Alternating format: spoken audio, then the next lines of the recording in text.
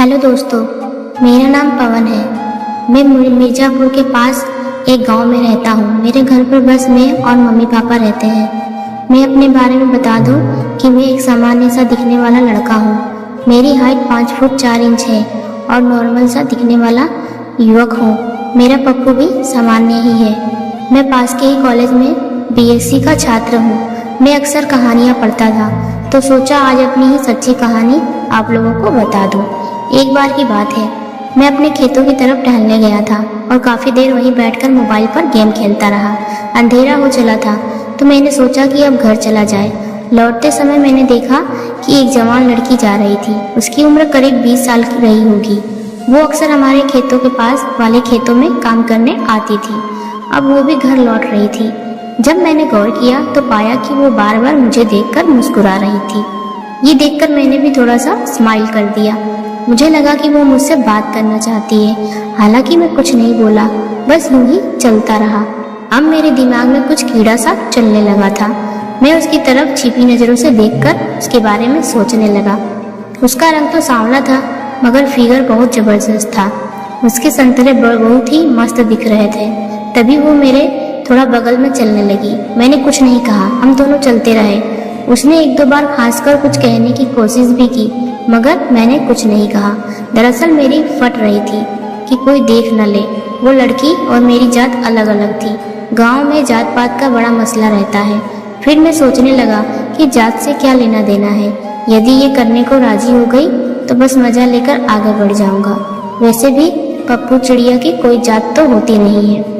उसकी ठुकाई की बात दिमाग में आते ही मैंने फिर से उसकी तरफ देखा। इस बार मुझे उसके संतरे और ज्यादा मस्त लगे। मैं जानबूझकर कुछ पीछे को हुआ और उसके तरबूजे को देखने लगा। उसकी ठुमकती हुई तरबूजे मेरे पप्पू में सनसनी पैदा करने लगी थी। हालांकि उसने भी मुझे एक बार उसके जिस्म को ताड़ते हुए देखा और हल्की सी मुस्कुरा दी। मैंने भी अपनी नजरें हटा ली और उस दिन मैं यही सब सोचते हुए घर आ गया। उस दिन ना ही उसने कुछ कहा और ना ही मैंने कुछ बोला। अगले दिन फिर वो मुझे मिली और किस्मत से उस दिन खेतों की तरफ ठंड होने की वजह से सन्नाटा ही था। वो फिर से मेरे बगल में चलते चलते मुस्कुराने लगी। आज मैंने हिम्मत करके उसका नाम पूछा तो उसने अपना नाम किरण बताया। मैंने कहा इधर कैसे? उसने बताया कि वो यहाँ रोज आती है क्योंकि उसके पापा ने यहाँ हमारे गांव के कुछ लोगों के खेत बुआई के लिए ले रखे हैं। मैंने पूछा तुम भी खेत में काम करती हो? वो बोली हाँ, पापा के साथ थोड़ा बहुत काम कर लेती हूँ। मैंने पूछा और पढ़ना लिखना?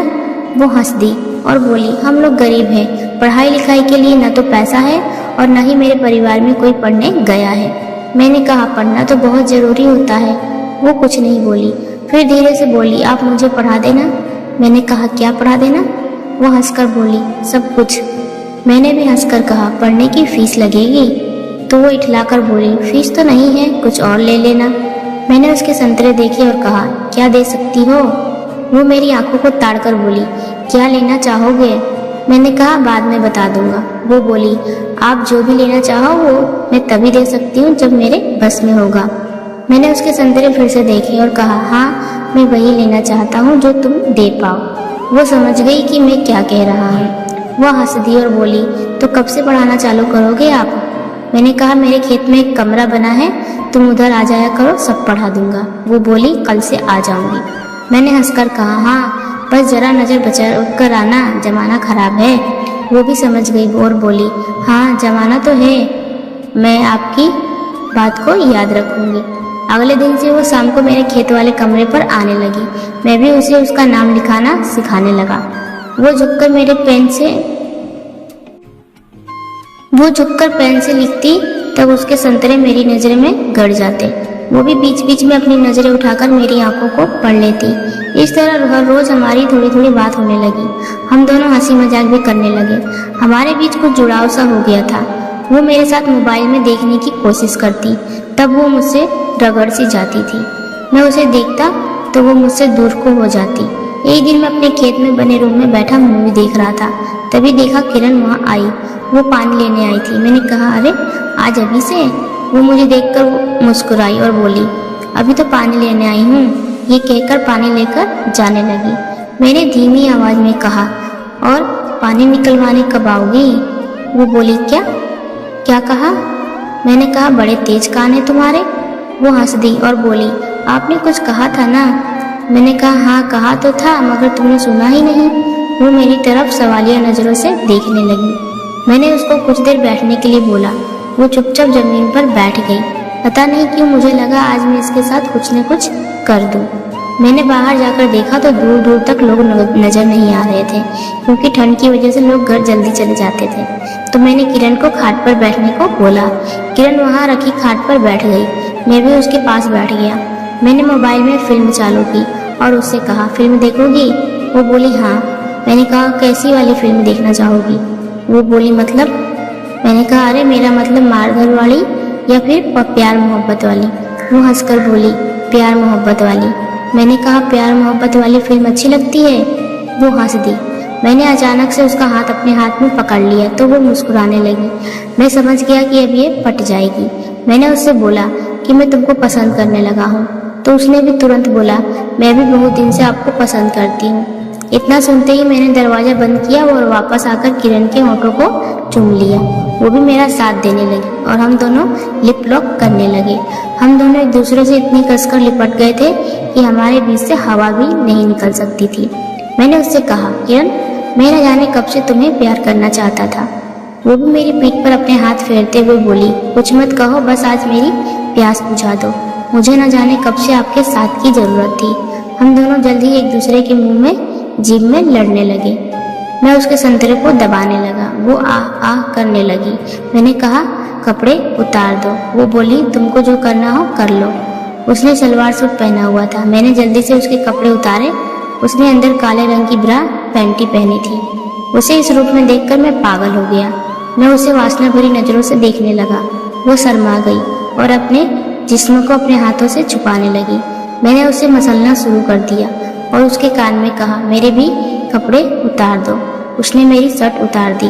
मैंने खाट कड़ी करके गद्दों को नीचे ही लगा दिया और उसकी ब्रा खोली। उसकी 34 की बड़ी बड़े संतरे बहुत अच्छे लग रहे थे। उसके बाएं संतरे पर तिल भी था। मैंने उसे नीचे गिराया और उन दोनों संतरों पर टूट पड़ा। वो भी जोर जोर से सिसकारी ले रही थी। मैंने अपनी पैंट भी उतार कर फेंक दी और अंडरवियर में आ गया। खूब देर संतरे पीने और दबाने के बाद मैंने उसकी पैंटी भी उतार फेंकी। अब वो बिना कपड़ों वाले चिड़िया मेरे सामने लेटी थी। मैंने उसकी चिड़िया पर मुंह लगा दिया। वो एकदम से कसमसाने लगी और वो जैसी आवाजें निकालने लगी। मैंने अपनी अंडरवेयर भी उतार दी। अब हम दोनों बिना कपड़ों के थे। मैंने उससे अपना पप्पू चूसने को बोला तो वो तुरंत उसे अपने मुंह में लेकर चूसने लगी। उसके पप्पू चूसने के तरीके से लग रहा था कि उसने पहले कभी पप्पू नहीं चूसा था। उसे शुरू में कुछ घिनसी भी आ रही थी, मगर वो मेरे साथ कुछ भी कर गुजरने की सोच से पप्पू चूस रही थी। हालांकि कुछ देर बाद उसे पप्पू चूसने में मजा आने लगा था।